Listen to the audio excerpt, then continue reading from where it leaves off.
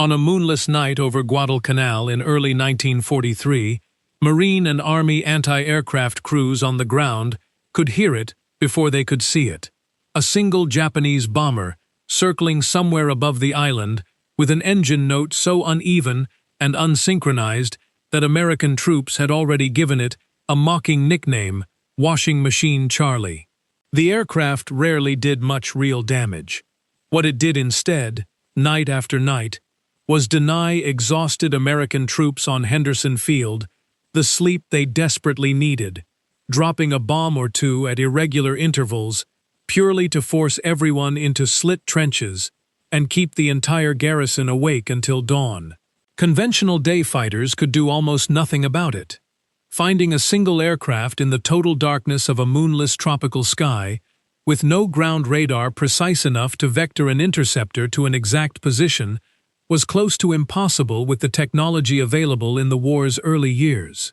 This is the story of how the United States built an aircraft specifically to solve that problem. A purpose-designed night fighter carrying its own radar into the black sky over the Pacific, and how a three-man crew working entirely by instrument and intercom learned to find, track, and destroy an enemy they could not see until the very last seconds before opening fire. Washing Machine Charlie was not, in truth, a single aircraft or even a single pilot, but rather a nickname American troops applied to a recurring pattern of harassment carried out by a rotating series of Japanese night raiders across different periods of the Guadalcanal campaign. The name itself drawn from the distinctive, uneven droning sound produced by engines that had not been mechanically synchronized. A sound distinct enough that exhausted troops could recognize it as it approached long before any bomb actually fell. The psychological effect of these raids arguably mattered more than their physical destructiveness, denying rest to men who badly needed it and forcing repeated trips to slit trenches for threats that, most nights, amounted to little more than a single bomb dropped somewhere in the general vicinity of the airfield. Night fighting presented a category of tactical problem that daylight aerial combat simply did not. A day fighter pilot facing an enemy bomber could see it from miles away, judge its speed and heading visually, and maneuver into firing position using nothing more sophisticated than eyesight and practiced judgment.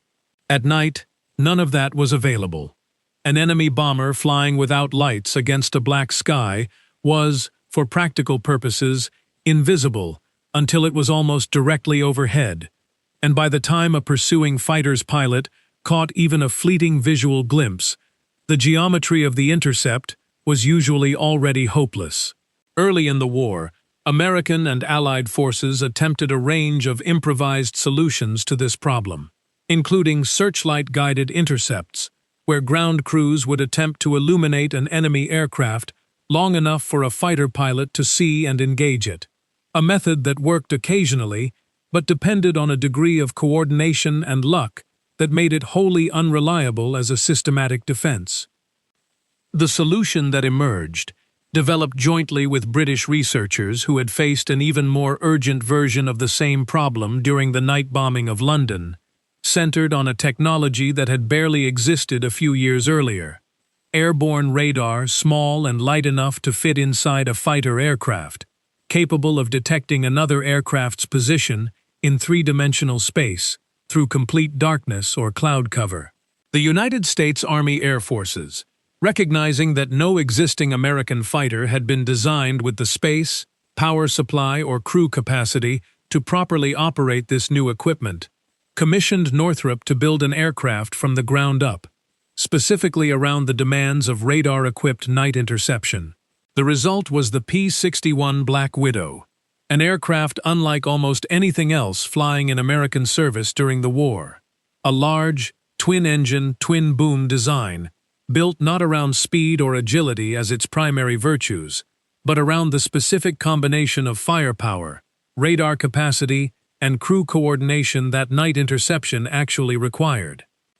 The Black Widow carried a crew of 3, an arrangement that itself reflected how fundamentally different night fighting was from the single-pilot dogfights that defined most Pacific air combat. A pilot flew the aircraft and ultimately fired its weapons. 4 20mm cannon mounted in the belly of the fuselage, supplemented in some variants by a remotely operated dorsal turret, carrying additional heavy machine guns. But the aircraft's actual eyes belonged to a second crew member, a radar operator seated behind the pilot, watching a small, dim cathode ray display that translated radio waves bouncing off a distant target into a set of coordinates the pilot could not see with his own eyes at all. A third crew member managed additional systems and served as backup observer. Success in a night interception depended almost entirely on how effectively these three men could function as a single coordinated unit.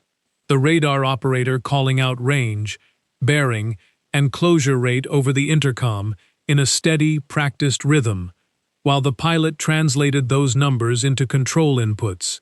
adjusting heading and altitude toward a target he might not see with his own eyes until the last few hundred feet of the intercept. Training a Black Widow crew took considerably longer than training a conventional day fighter pilot, precisely because the skills involved had almost no overlap with the instinctive, visually driven flying that defined most fighter combat. Radar operators went through dedicated schools, specifically to learn how to interpret the SCR-720 display, practicing for weeks against training targets before ever attempting a live combat intercept. And pilots had to learn an entirely different discipline of trust, flying precise headings and altitudes based purely on a second crew member's verbal instructions rather than anything visible outside the cockpit. This training burden meant that Black Widow squadrons took longer to reach full operational readiness than comparable day fighter units. One of several reasons the aircraft's combat debut in the Pacific lagged behind that of fighters like the Hellcat and Corsair, despite development beginning around a similar period. Ground control coordination added yet another layer of complexity to how these missions actually functioned. Ground-based radar stations, often supplemented by coastwatcher networks and visual observation posts scattered across forward island positions, formed the outer layer of a Pacific theater's night air defense picture, feeding raw contact reports back to a central fighter direction center, where controllers, working from their own larger and more capable ground radar displays, made the initial judgment calls about which contacts represented genuine threats worth scrambling a night fighter to intercept. This entire chain, from initial ground detection through radio vectoring to the aircraft's own onboard radar acquisition and finally visual identification moments before firing, had to function smoothly and with minimal delay for an intercept to succeed at all. And any breakdown at any single link, a missed radio call, a misread ground contact, a radar operator momentarily losing the target on his own scope, could unravel an entire mission that had otherwise been correctly executed. The airborne radar equipment fitted to the Black Widow, designated the SCR-720, represented a genuine technical achievement for its time, but it was also a demanding, imperfect instrument that took considerable skill to interpret correctly under combat conditions. The radar display did not show a clean, labeled picture of the surrounding sky the way modern radar systems eventually would. It showed a scattered pattern of blips and returns on a small screen, some representing genuine aircraft, others representing ground clutter, weather, or simple electronic noise, and a skilled radar operator had to learn to distinguish a real target from the ordinary static of the display through practice and pattern recognition built up over dozens of training flights and, eventually, actual combat intercepts.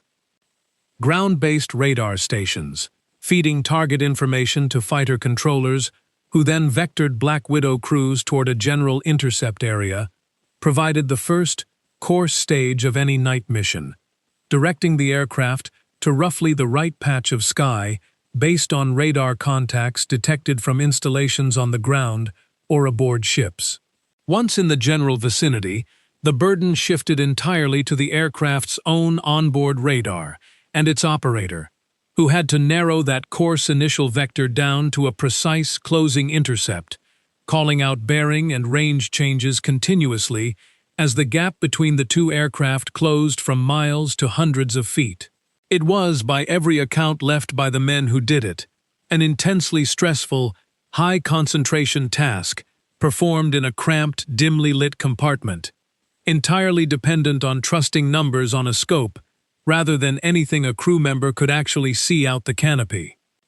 Deployment of the Black Widow to Pacific combat squadrons proceeded gradually through 1944, arriving first in the Southwest Pacific Theater around New Guinea,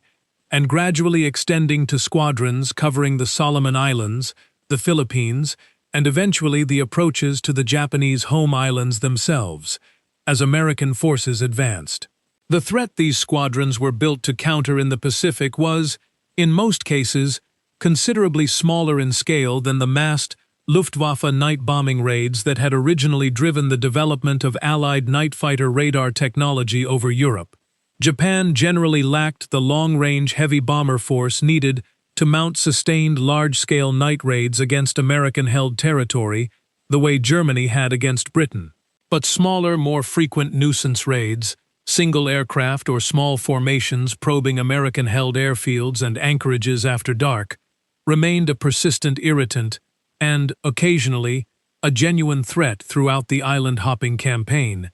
and it was precisely this kind of scattered, difficult-to-predict threat that the Black Widow and its crews were specifically equipped to counter. There was also a size and weight cost to everything the Black Widow carried that shaped how it had to be flown and fought. A large radar set, its associated power supply and cooling systems, a third crew member and his workstation, and heavy cannon armament, all added considerable weight compared to a single-seat day fighter, and the aircraft was never intended to compete with lighter fighters in speed or maneuverability. Its design philosophy instead prioritized stability as a gun platform, endurance for long patrol and holding periods, and enough structural robustness to carry all of the specialized equipment a night intercept genuinely required. Trading the raw performance of aircraft like the Hellcat or Corsair for capabilities those aircraft simply did not have, and, for the specific mission of night interception, did not need.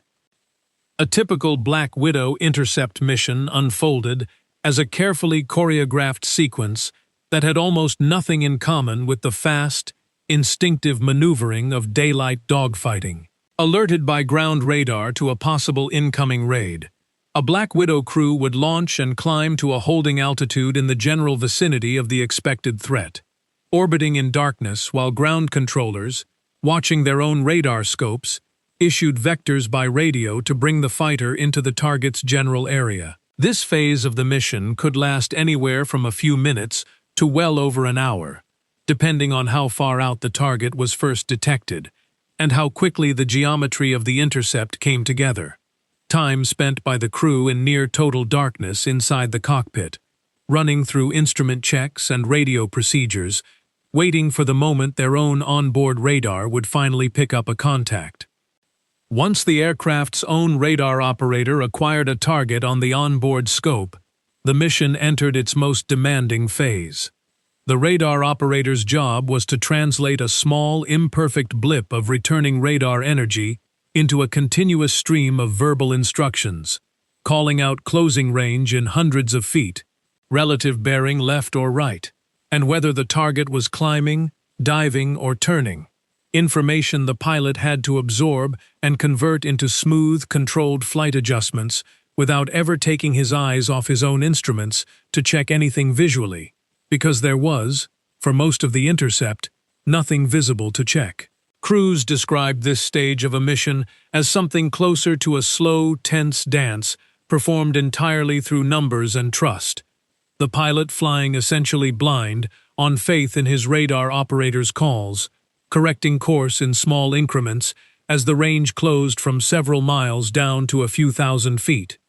Only in the final stage of a successful intercept, typically somewhere inside a few hundred feet of separation, did the target usually become visible to the pilot at all, sometimes as a barely discernible silhouette against slightly less total darkness, sometimes only as an exhaust glow or the faint shape of engine nacelles picked out against a horizon marginally lighter than the sky directly above. It was only at this point, often only seconds before firing, that the entire mission shifted from an exercise in radar discipline back into something resembling conventional aerial gunnery,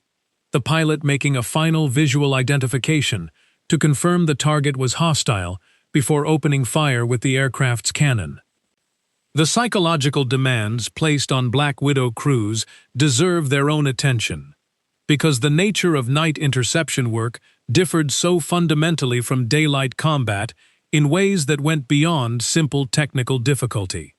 A dayfighter pilot engaged in combat could see his opponent, read the developing situation visually, and rely on instinct honed through countless hours of visual flying. A Black Widow crew, by contrast, spent the overwhelming majority of every mission in a state of sustained, low-stimulation vigilance, orbiting in darkness for long stretches, with nothing to do but monitor instruments and wait, followed by short, intensely concentrated bursts of high-stakes activity during an actual intercept, a rhythm that several veteran night fighter crewmen later described as more mentally exhausting, in its own way, than the more physically demanding maneuvering combat that dayfighter pilots experienced. Crews frequently flew for hours without any contact at all, patrolling assigned sectors on the chance that a raid might materialize, discipline and patience proving just as essential to the mission as technical skill with the radar equipment itself. For Japanese pilots flying night reconnaissance, nuisance bombing, or intruder missions against American-held positions, the appearance of effective American night interception came as a serious and unwelcome surprise, because it fundamentally undermined the basic assumption these missions had depended on since the war's early years, that darkness itself provided reliable protection from fighter interception. Japanese night raiders operating over Guadalcanal and later island bases had, for a considerable stretch of the war, faced little realistic threat of being intercepted in the air,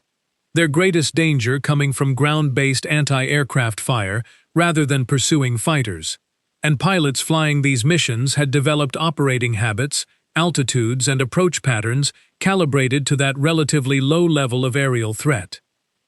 Post-war Japanese accounts of encountering American night fighters describe an experience that several surviving aircrew characterized as genuinely disorienting, an attack materializing from what had, moments before, appeared to be simply empty darkness, with no warning beyond perhaps a brief, barely perceptible engine sound before cannon fire arrived. Because the American aircraft doing the intercepting carried no lights and typically approached from directly behind or below where a bomber crew's visibility was most limited, Japanese aircrew frequently had no opportunity to take evasive action at all before being hit, a stark contrast to daylight engagements where at least some warning, however brief, typically preceded an attack. Some surviving accounts describe a lingering unease among Japanese night mission crews in the war's final year, a recognition that the relative safety night missions had once offered no longer reliably existed, though Japanese technical and industrial capacity by this stage of the war was far too constrained to develop a comparable radar-equipped night fighter force of their own in meaningful numbers, leaving Japanese night air crews with essentially no equivalent countermeasure beyond attempting to fly lower, more irregular, or more evasive routes that offered only marginal additional protection against an enemy who could now find them by radar regardless of how dark the sky actually was. There is an earlier chapter to this story worth including,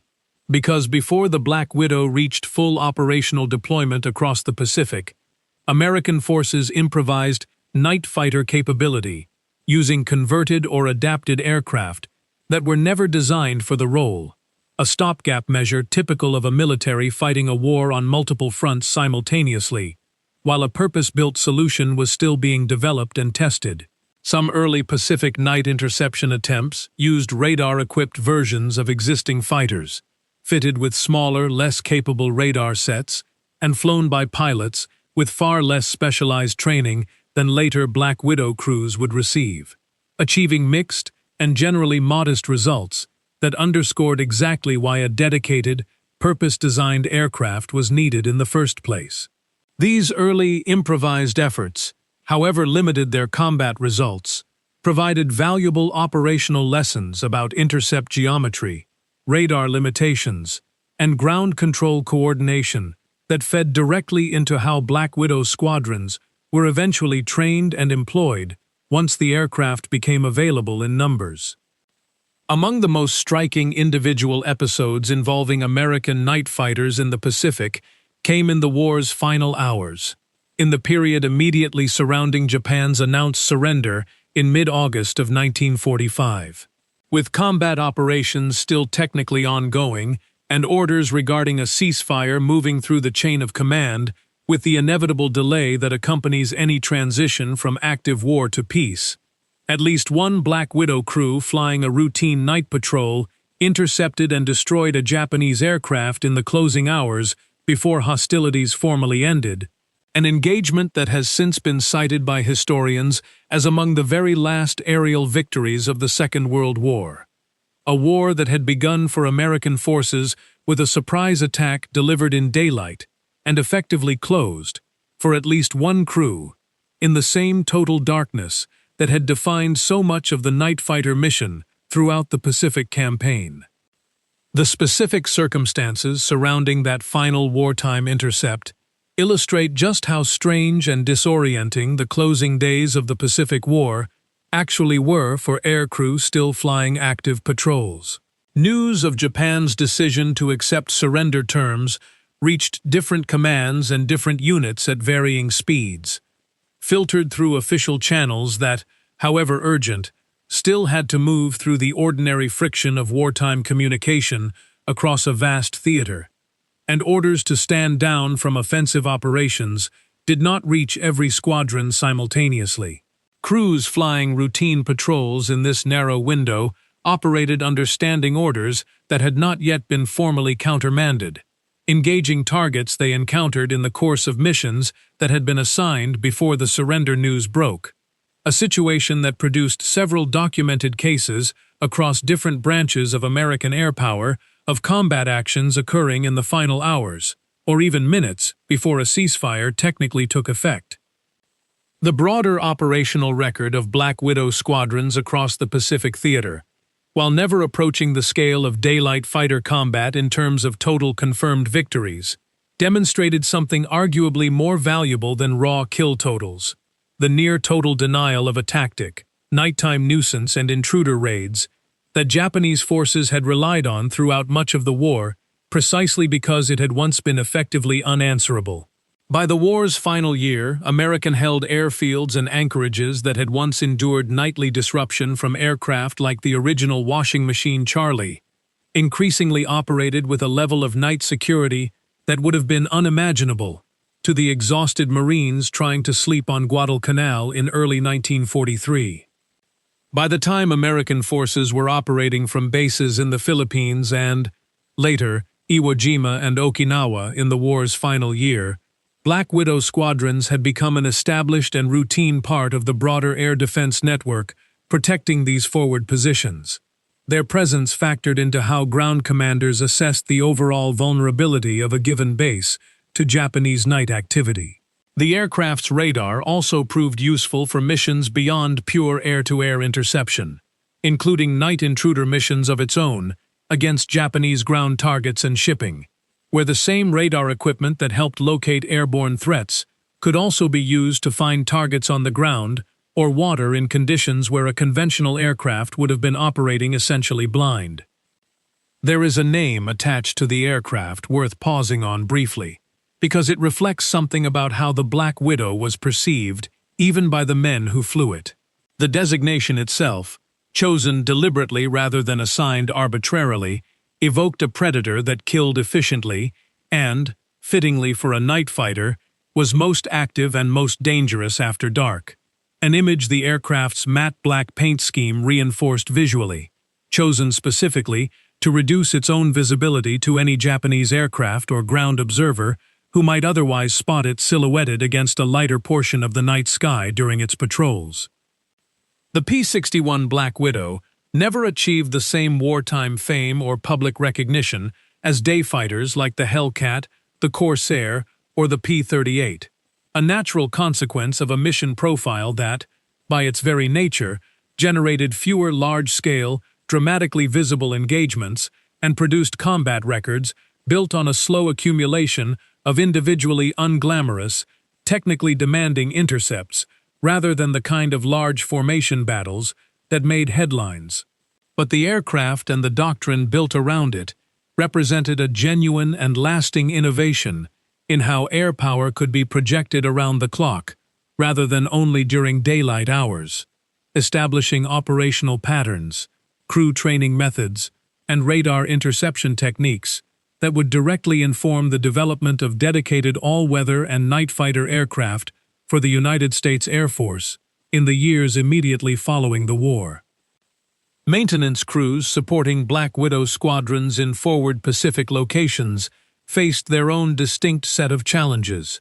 working on an aircraft considerably more electronically complex than the fighters they had previously supported, with a delicate radar system that required careful handling and calibration under field conditions never designed for sensitive electronic equipment. Heat, humidity, and improvised tropical airstrips all posing genuine threats to radar reliability that ground crews had to manage through constant vigilance and, frequently, resourceful improvisation, using whatever spare parts and technical expertise happened to be available at a given forward base. The three-man crew concept the Black Widow pioneered, built around the fundamental insight that finding a target and destroying it were, at night, two entirely separate skill sets requiring dedicated specialists working in close coordination rather than a single pilot doing both, outlived the specific aircraft itself and shaped night and all-weather interceptor design for decades afterward, through the early jet-powered interceptors of the 1950s and beyond. Radar operators who had spent the war learning to read faint, ambiguous blips on a cathode ray scope and translate them into precise verbal guidance for a pilot flying essentially blind, had, without much public recognition at the time, developed and proven a fundamentally new way of fighting in the air, one built on trust, instrumentation, and teamwork rather than the individual pilot skill and raw eyesight that had defined aerial combat since its beginnings, decades earlier. If you want to understand how a three-man crew, a radar scope, and total darkness combined to close off one of the last tactics Japan had relied on to strike American positions without serious risk, this is the story worth knowing in full. Subscribe to Pacific War Tales for more long-form World War II history from the Pacific Theater, told with the names, the dates, and the details intact.